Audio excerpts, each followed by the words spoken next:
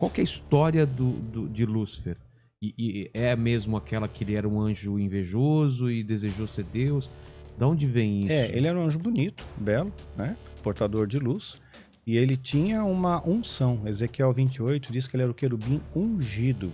Ungir significa separado, santificado. Ele tinha uma missão especial. E você não consegue invejar ninguém se você está longe daquela pessoa. Você tem que estar perto. Quando você está perto, você inveja. Então ele está perto de Deus, ele tinha uma proximidade com Deus, ele começa a invejar. E ele quis ser Deus. É o que fala em Isaías. Subirei acima das mais altas nuvens e serei semelhante ao Altíssimo. Ele queria ser como Deus. Ao querer ser como Deus, ele é expulso. Porém, ele conseguiu arrastar a terça parte dos anjos com ele. Aí nós vemos que o poder de persuasão de Satanás, que o Satanás vem de Satã, do hebraico Satã, que é o opositor, o adversário, e o diabo vem de diabolos, do grego, né, que significa aquele que traz divisão. Ele então, Lúcifer, se torna o opositor.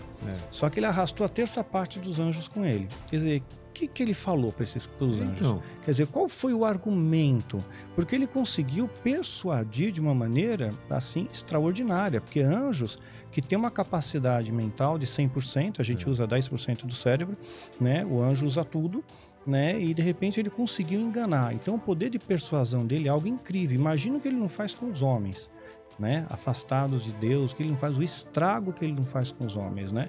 Então, se você não tiver o Espírito Santo para te dar discernimento, você cai no que Paulo chama das astutas ciladas do diabo, cai nessas armadilhas, né? Então, foi desenvolvido a partir desses anjos caídos, esses demônios, eles começaram a fazer uma série de coisas. Gênesis 6 diz que vendo os filhos de Deus, que as filhas dos homens eram formosas, tomaram para si mulheres as que mais lhe agradaram.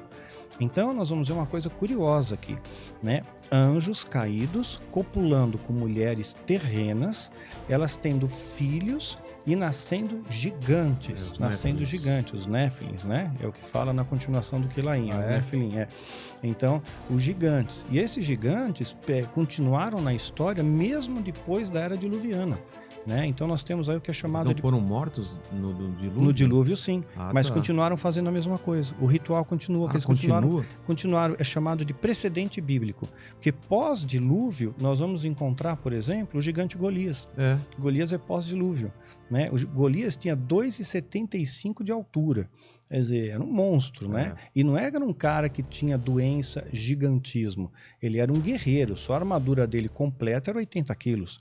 Né? Então, gigantes não é uma figura de linguagem, eles eram maiores mesmo do que eram maiores, tanto humanos. Quando os espias lá vão ver a Terra Prometida, eles voltam, eles são gigantes, nós somos gafanhotos. Quer dizer, na imagem deles, nós somos gafanhotos. Essa que eles passaram para Moisés, são pequenininhos.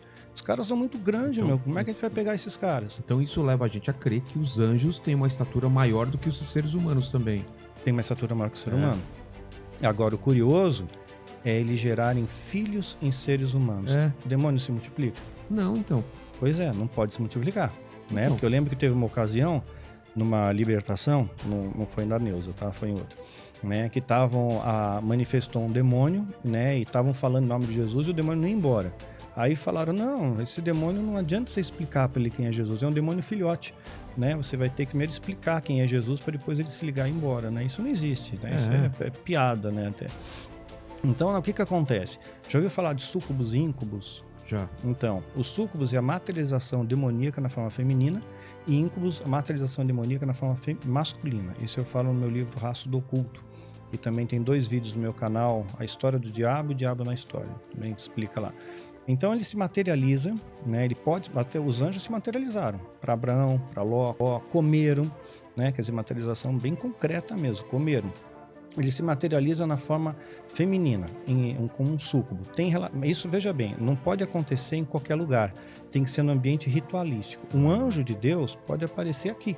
se Deus permitir, né? Mas um demônio não pode, materializado não. Ah, não? Só dentro de um ritual, só dentro de um espaço ritual, né? E tem medidas, tem proporções, tem tudo certinho ali para poder, assim como tinha medidas e proporções para a construção do tabernáculo, e uma vez obedecidas as medidas, obedecidos os rituais que Deus estabeleceu, o Shekinah de Deus se manifestava.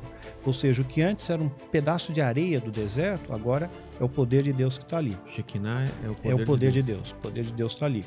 A glória de Deus, né? Aí, essas entidades têm que fazer isso em ambientes rituais, em templos. Na época seriam os igurates ou os eteminanques, né? Que era muito comum na Mesopotâmia. Então, eles pegam... Deixa eu tomar uma água aqui. Eles pegam, se materializam na forma feminina, súcubo, tem relação com o homem, recolhe o sêmen, né? Aí ele se materializa na forma masculina, íncubo, né? E vai incubar. Ele vai fazer uma incubação. E aí ele injeta aquele sêmen. Porém, a célula germinativa, ela foi carregada com uma espécie de energia, porque essas entidades têm uma energia, né? Na falta de uma palavra mais adequada, vou usar energia mesmo, né? Então imagina que a energia atômica, ela pode causar mutação na pessoa, né? Em animais e até em árvores, né? Então uma mulher grávida não pode tirar um raio-x, né? Pode comprometer a formação do feto. Então essa energia radioativa pode comprometer, pode deformar o nosso DNA. Então essa energia dessas entidades, quando eles transportam a célula germinativa, eles corrompem isso e aí vai nascer uma anomalia, né? Não vai nascer um bebê normal, vai nascer os gigantes, que a Bíblia diz que eram varões de grande renome pelos feitos que eles faziam e tudo mais, né?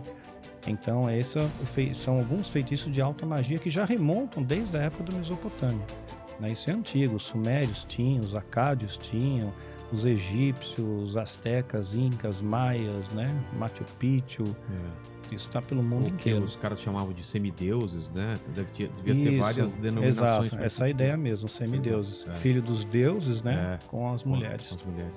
Exato.